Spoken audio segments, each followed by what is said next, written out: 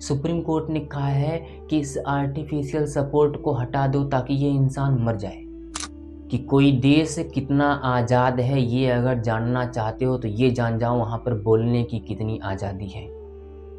और यही है आर्टिकल नंबर 19। आर्टिकल नंबर 19 बोलने की आज़ादी देता है तुमको। जब अशोक राणा ने अपनी दलील पेश की यहाँ पे सुप्रीम कोर्ट में, तो उन्होंने कहा कि मेरा बेटा जो है हर रोज़ पिछले 12-13 सालों से बेड पे पड़े करा रहा है, जिसकी वजह से मैं इसका दर्द जो है वो देख नहीं पा रहा। अगर मैं इसका दर्द देख नहीं पा रहा हूँ तो प्लीज़ मेरे बेटे को मरने दिया जाए। ये हिस्टोरिकल जजमेंट है भारत के पूरे इतिहास में। ये पहला इकलौता ऐसा जजमेंट है जिसमें सुप्रीम कोर्ट ने कहा है कि किसी को इस तरह से मरने की आज़ादी है। ये जो है भारत में इलीगल है, तो उस पर बीएनएस भारतीय न्याय संहिता के धारा नंबर 103 और 104 लग सकते हैं उसके ऊपर। अभी जाना ना जाना, मतलब अभी क्लास खत्म होने वाली है तो जाना घर पे, इनके बारे में पढ़ना जरूर। अरुणा शाह बाग के बारे में पढ़ना जरूर। तुम पढ़ोगे तुम्हारी रोंगटे खड़े हो जाएंगे, तुम्हारी रूह कांप जाएगी, मैं सच कह रहा हूँ। जाना और जाके पढ़ना।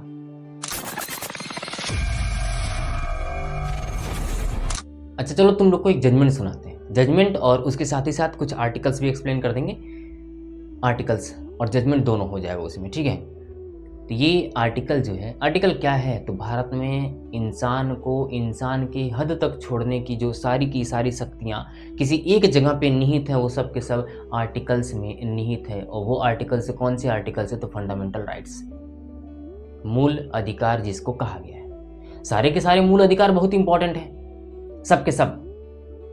14, 15, 16, 17, 18, 19, 20, 21, 22, 23, 24, 25, 26, 27, 28, 29, 30, 31, 32 भी सब के सब। ये सब के सब फंडामेंटल राइट्स जो हैं बहुत ज़्यादा इंपॉर्टेंट है। लेकिन इन फंडामेंटल राइट्स में भी 3 फंडामेंटल राइट्स बहुत बहुत बहुत ज़्यादा इंपॉर्टेंट है। कौन कौन से फंडामेंटल राइट्स, तो आर्टिकल नंबर 14, आर्टिकल नंबर 19 और आर्टिकल नंबर 21 इतने ज़्यादा इंपॉर्टेंट कि इसको किस नाम से बुलाया जाता है, तो इसे कहा जाता है golden triangle of fundamental right. Golden triangle of fundamental right, ये 3 के तीनों स्वर्णिम त्रिभुज कहलाते हैं। मूल अधिकारों का स्वर्णिम त्रिभुज कहलाता है। आर्टिकल नंबर 14, आर्टिकल नंबर 19 और article number 21। Article number 14 right to equality, article number 19 right to freedom and article number 21 right to life and personal liberty. समानता का अधिकार, स्वतंत्रता का अधिकार, प्राण एवं दैहिक स्वतंत्रता। ये 3 के तीनों आर्टिकल्स बहुत इंपॉर्टेंट है। और इन तीनों आर्टिकल में सबसे ज्यादा इंपॉर्टेंट कौन है, तो ये आर्टिकल नंबर 21 प्राण एवं दैहिक स्वतंत्रता। ये सबसे ज्यादा, ये पूरे मूल अधिकारों में सबसे ज्यादा इंपॉर्टेंट है। इसे कहा जाता है ना, मूल अधिकारों का दूल्हा कहा जाता है, मूल अधिकारों का दूल्हा। और ये सब के सब उसके बाराती हैं। और सारे जो आर्टिकल्स है ना, वो सब के सब क्या हैं, इस अधिकार की क्या है, बाराती, मूल अधिकार के बाराती। आज ये जो हम बताने वाले हैं कहानी, जो जजमेंट आई है, वो आर्टिकल नंबर 21 से ही रिलेटेड है। Article number 21। 14 क्या होता है, 19 क्या होता है, ये बहुत ज़्यादा अभी नहीं बता रहे, कभी बाद में बताएंगे। 21 बता दें। 19 के बारे में थोड़ी सी जान जाओ कि कोई देश कितना आज़ाद है ये अगर जानना चाहते हो तो ये जान जाओ वहाँ पर बोलने की कितनी आज़ादी है। और यही है आर्टिकल नंबर 19। आर्टिकल नंबर 19 बोलने की आज़ादी देता है तुमको। तुम बोलने के लिए कितने आज़ाद हो, कौन सी आर्टिकल्स में आते हैं, article number 19 clause 1 clause 2 restrictions लगाते हैं।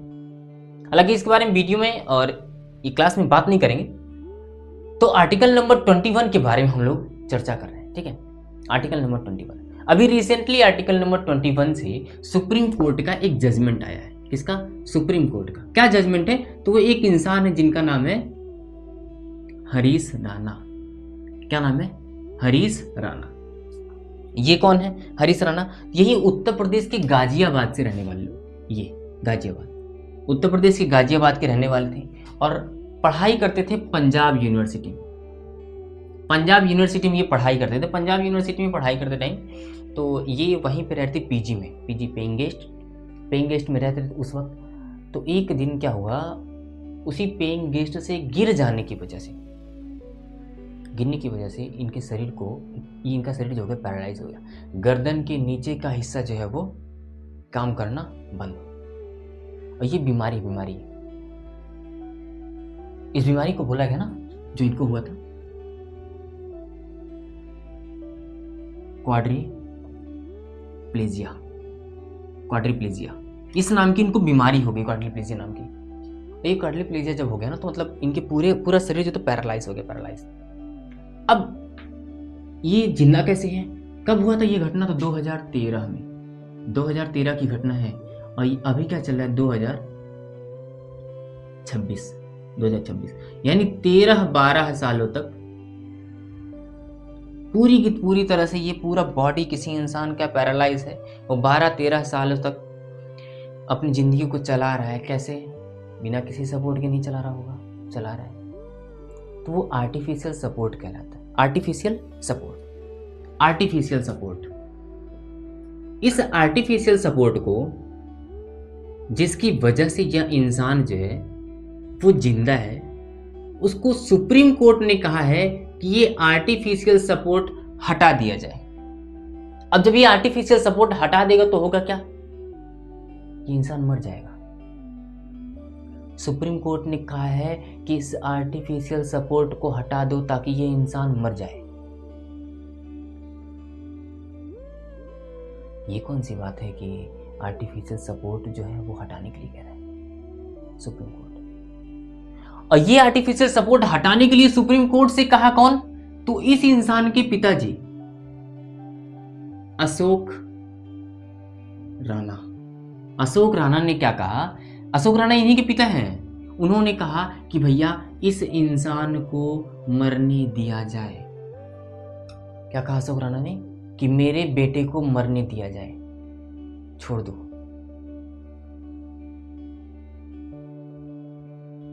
भारत देश जहां पे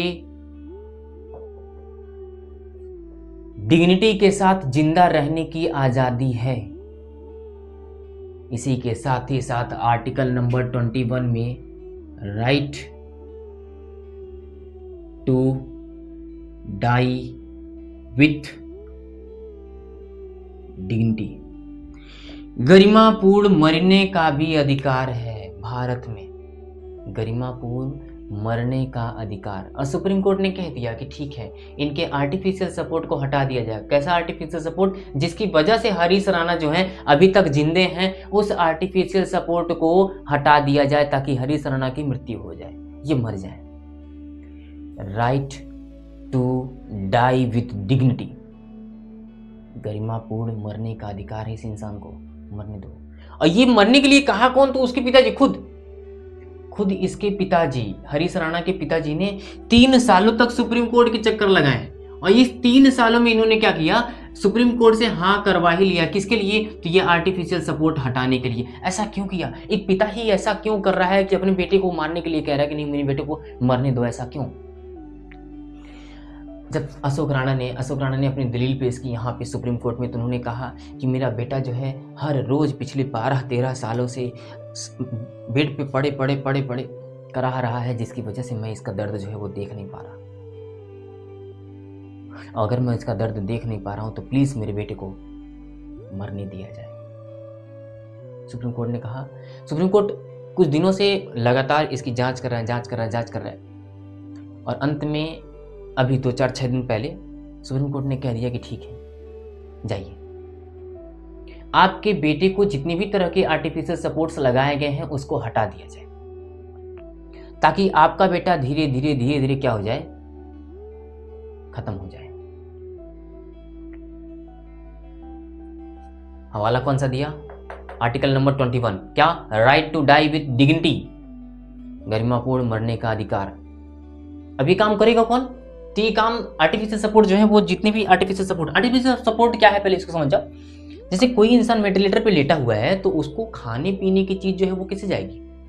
सपोर्ट से मिल रहा है, वो खा पाएगा ही नहीं, खा नहीं पाएगा, पी नहीं पाएगा, तो उसको आर्टिफिशियल सपोर्ट पाइप वगैरह के थ्रू उसकी गर्दन में लगा दिया जाता है, तो फिर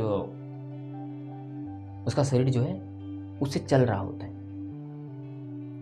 तो वही आर्टिफिशियल सपोर्ट जो है गवर्नमेंट ने सुप्रीम कोर्ट ने क्या कहा कि हटा दिया जाए इसके आर्टिफिशियल सपोर्ट को ताकि वह इंसान जो है धीरे धीरे मर जाए। आर्टिफिशियल सपोर्ट, अभी आर्टिफिशियल सपोर्ट हटेगा कैसे? तो आर्टिफिशियल सपोर्ट हटाएगा कौन? AIIMS Delhi, all India institute of medical science Delhi. ये आर्टिफिशियल सपोर्ट्स को क्या करेगा? हटाएगा, और धीरे धीरे जो है वो इंसान अपने आप ही खत्म हो जाएगा। ये हिस्टोरिकल जजमेंट है भारत के पूरे इतिहास में। ये पहला इकलौता ऐसा जजमेंट है जिसमें सुप्रीम कोर्ट ने कहा है कि किसी को इस तरह से मरने की आजादी है, इस तरह से। मैंने ऐसे बहुत से लोगों को देखा है जो इंसान को जीने तक नहीं देते। कितना प्यारा देश है, सोच लो, यहां पे मरने तक की आजादी है। ऐसा नहीं किसी को मार दोगे, नहीं मार सकते। एक्टिव और पैसिव बोलते हैं उसको। तुम जो ग्रामर पढ़ते हो वो वाला एक्टिव पैसिव नहीं, बता रहे कौन सा एक्टिव पैसिव। मतलब सुप्रीम कोर्ट ने जिस हिसाब से इनको मरने के लिए कहा है, मरने के लिए छूट दिया है, वो कहलाता है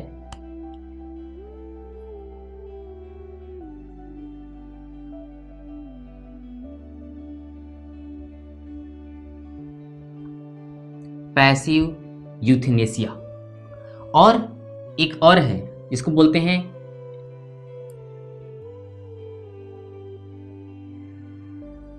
एक्टिव यूथनेसिया। अभी पैसिव यूथनेसिया और एक्टिव यूथनेसिया क्या है, जरा इसको समझ जाओ। तो एक्टिव यूथनेसिया और पैसिव यूथनेसिया का मतलब है, ये उस तरह से बोलते हैं, इसको बोलते हैं निष्क्रिय इच्छा मृत्यु, और ये सक्रिय इच्छा मृत्यु, हिंदी में बोलते हैं इसको। निष्क्रिय इच्छा मृत्यु और सक्रिय इच्छा मृत्यु में क्या अंतर है?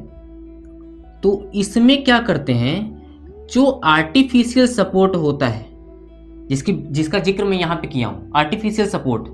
तो आर्टिफिशियल सपोर्ट को डॉक्टर बोलता है, सुप्रीम कोर्ट बोल देगा कि आर्टिफिशियल सपोर्ट को हटा दीजिए, जिसकी वजह से जिसको ये आर्टिफिशियल सपोर्ट दिया गया है उसका धीरे धीरे आर्टिफिशियल सपोर्ट हट जाने की वजह से अपने आप ही क्या हो जाए, डेथ हो जाए, है ना। लेकिन एक्टिव यूथनेसिया का मतलब ये है, यानी सक्रिय इच्छा मृत्यु का मतलब ये है कि डॉक्टर या कोई भी इंसान उसको अलग से कोई डोजेस देके या दवा देके उसका जान लेता हो, तब उसको बोलेंगे एक्टिव यूथनेसिया। ये जो है भारत में इलीगल है, जबकि ये लीगल है अकॉर्डिंग टू सुप्रीम कोर्ट। ये क्या है? लीगल है। ये तब दिया जाता है जब कोई इंसान जो है पूरी तरह से वेंटिलेटर पे हो, या फिर कुछ इतने समय से वेंटिलेटर पे लेटा हुआ है कि उसका दिमाग वगैरह बॉडी के कोई भी पार्ट जो है वो अच्छे से काम नहीं कर पा रहे हैं। उस इंसान का न रहना ही उसके रहने से बेहतर है, तब पैसिव यूथनेसिया का यूज किया जाता है। लेकिन एक्टिव यूथनेसिया का यूज भारत में इलीगल है। ये करने पर बीएनएस की धारा लग सकती है, भारतीय न्याय संहिता 103 और 104। पहले जो आईपीसी हुआ था ना, आईपीसी इंडियन पैनल कोड, वो 302 के तहत इससे सजा सुनाई जाती थी। मतलब अगर कोई एक्टिव यूथनेसिया की प्रैक्टिस कर रहा है भारत में, कोई अलग से इंजेक्शन लगा रहा है जिसकी वजह से उसकी जान चली जाए, या कोई अलग से डोजेज दे रहा है, दवा दे रहा है जिसकी वजह से उसकी जान चली जाए, ऐसा भारत में इलीगल है, तो उस पर बीएनएस भारतीय न्याय संहिता के धारा नंबर 103 और 104 लग सकते हैं उसके ऊपर। जबकि आईपीसी जो पहले था, ये कब आया है? 1 जुलाई 2024 पे इस आईपीसी को चेंज करके बीएनएस कर दिया गया है। तो ये आईपीसी जब था वो 302 लगता था, उसके ऊपर 302। ये कैसे आया, ये कहां से एग्जिस्ट करना शुरू किया? तो इसके पीछे की एक कहानी है और उसका नाम है अरुणा शानबाग। ये लड़की, ये ना नर्स थी। 1973 1973 में, अभी जब पूरा वीडियो कंप्लीट हो जाएगा ना और पूरी क्लास जब वो खत्म हो जाएगी ना, तब जाना और जाके गूगल पे बस लिखना अरुणा शानबाग और इस लड़की की स्टोरी समझना। इस लड़की की स्टोरी को पढ़ना, तुम्हारी रूह कांप जाएगी। तुम्हारी रूह कांप जाएगी इस लड़की की स्टोरी जब पढ़ोगे। अरुणा शानबाग 1973 में इस लड़की के साथ ऐसा हरकत होता है, ऐसी हरकत। और जब वो इंसान जो है उसमें सफल नहीं हो पाता है तो इसकी गर्दन को ना कुत्ते के जंजीर से कसता है, अधमरा छोड़ देता है इस लड़की को। 1973 की बात बच जाती है तो कुछ लोग जो हैं इस लड़की को ले जाते हैं। वो हॉस्पिटल में एक नर्स, उसी हॉस्पिटल में उसको एडमिट वगैरह किया जाता है। तो एडमिट करने के बाद एक पत्रकार थी, उनका नाम था पिंकी। पत्रकार का नाम क्या था? पिंकी, है ना। ये पिंकी जो है बार बार इनको देख रही थी और इससे रहा नहीं गया। तब ये लड़की जो है सुप्रीम कोर्ट से ना अपील करती है कि इस लड़की के जीवन को खत्म कर दिया जाए, ताकि ये जो है अब अपने जीवन, ताकि ये जो है लड़की अब खत्म हो जाए, मर जाए। इसका जिंदगी जो है इसका जिंदा रहना इसके न जिंदा रहने से ज्यादा अच्छा नहीं है, इसको मार दिया जाए। लेकिन सुप्रीम कोर्ट 2011 में खारिज कर देता है। 2011 कहता नहीं भैया, नहीं कर सकते। क्यों नहीं कर सकते? तो इसकी देख रेख करने वाली जो नर्सेस थी ना, यानी इनकी टीममेट, उन्होंने क्या कहा कि नहीं, मैं इस लड़की को अपनी बेटी की तरह पाल रही हूँ, भले ही इसकी उम्र बढ़ रही है लेकिन मैं इस लड़की को अपनी बेटी की तरह पाल रही हूँ, इसकी जान न ली जाए। हालांकि कुछ समय बाद जो है इनका मतलब नेचुरल प्राकृतिक रूप से डेथ हो गया, लेकिन वहाँ की नर्सेस ने मना किया था। तो सुप्रीम कोर्ट ने जब ये देखा कि, और इसके पीछे रीज़न था ना कि ये पूरी तरह से वेंटिलेटर पे नहीं थी, मतलब फुल नहीं, इनके सांस वगैरह चल रहे थे, तो बिना किसी सपोर्ट की, बिना किसी आर्टिफिशियल सपोर्ट के इनकी सांस वगैरह चल रही थी। तो सुप्रीम कोर्ट ने इसको मना कर दिया कि नहीं, हम इनकी जान नहीं ले सकते। फिर से 2018 में एक नया केस आता है और 2018 पूरा बोर्ड जो है फिल हो चुका है। 2018 में common cause versus union state of India, है ना। ये एक माइलस्टोन की तरह काम करता है। किसके लिए? तो पैसिव यूथेनेसिया के लिए। पैसिव यूथेनेसिया के लिए एक माइलस्टोन की तरह काम करता है।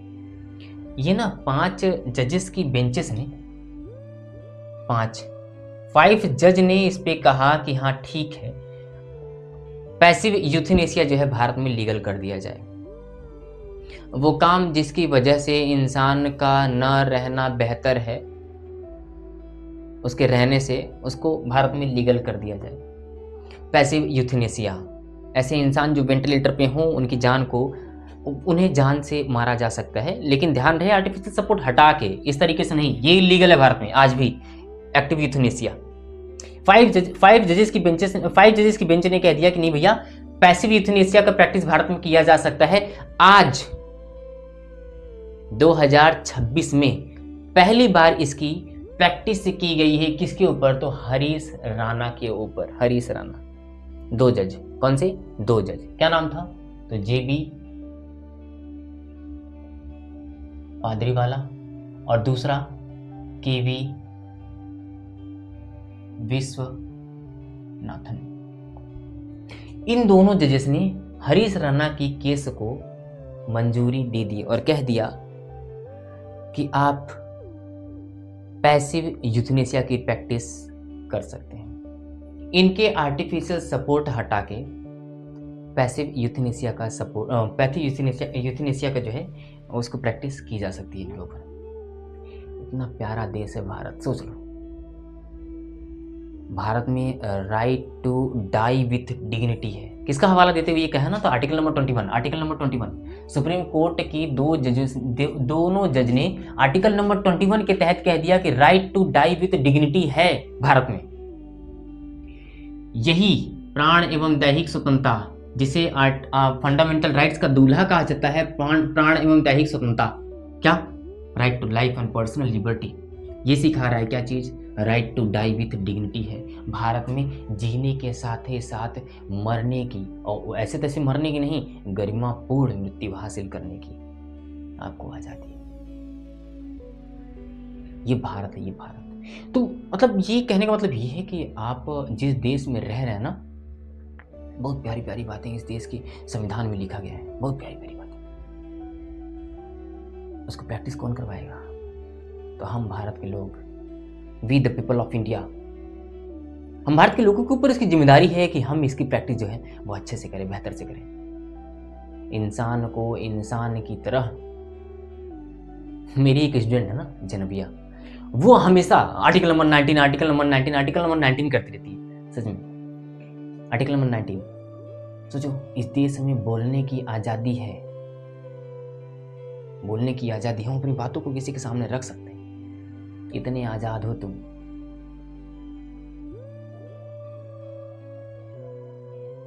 भारत देश की खूबसूरती है, सुनिए बात, जीने के साथ ही साथ गरिमापूर्ण मरने की भी आजादी। मैं बार बार इस बात को दोहरा रहा हूं, गरिमापूर्ण मरने की भी आजादी है भारत में, सोचो। लेकिन मैं ऐसे भी लोगों को जानता हूं जो भारत में ढंग से जीने तक नहीं थे लोगों को, ऐसे भी लोग हैं इस देश में। सही चीजें पढ़ो तब तुम्हें पता चलेगा कि नहीं, भारत में क्या क्या आजादी है, कैसे कैसे लोगों को रखा जा सकता है भारत। अभी जाना ना, जाना मतलब अभी क्लास खत्म होने वाली, तो जाना घर पे, इनके बारे में पढ़ना जरूर। अरुणा शाह बाग के बारे में पढ़ना जरूर। तुम पढ़ोगे तुम्हारी रोंगटे खड़े हो जाएंगे, तुम्हारी रूह कांप जाएगी, मैं सच कह रहा हूँ। जाना और जाके पढ़ना गूगल पे। इन्होंने, पिंकी ने इनके बारे में लिखा है, अनुनास स्टोरी करके एक स्टोरी लिखा है इनके बारे में, उसको भी पढ़ना। नहीं मिले तो विकिपीडिया पे सिर्फ सर्च करना, गूगल पे सर्च करना इनके बारे में, और इसके बारे में, इनके बारे में पढ़ना।